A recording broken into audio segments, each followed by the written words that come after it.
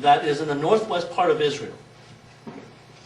And you got one guy standing on the side of the mountain. So this mountain is surrounded by all of Israel now.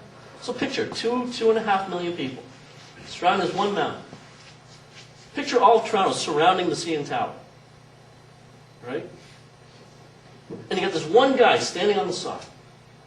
And there's this altar next to him. And on the other side of the mountain is 800 people now, 850. And they've got an altar.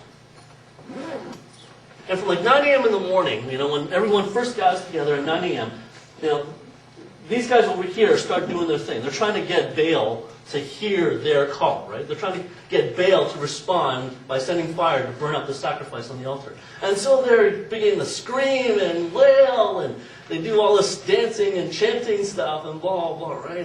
And for like a couple of hours, that's all they do is they keep on chanting and yelling and screaming, right? I mean, picture like, TC on steroids for 2 hours during the whole cheer-off stuff, right? Like, think of it, like cheer-off for like 2 hours.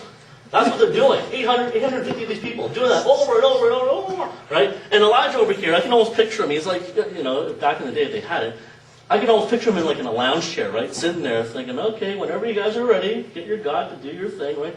And you read in the passage how he even starts talking to them, right? Where's your God? Is your God on vacation somewhere that he can't hear you? Maybe you got to yell louder because he's gone somewhere.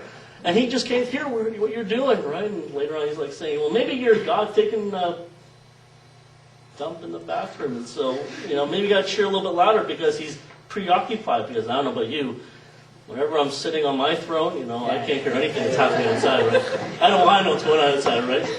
So maybe, so he's talking to these guys saying, maybe God get us attention somehow. So they start cutting themselves and blood spewing and all this thing, and they're chanting, and for like another couple hours, they're just doing all this, right? They're like, he says, like mass mutilation. Of course, you realize that if you're losing blood, chances are you're not going to live very long, right?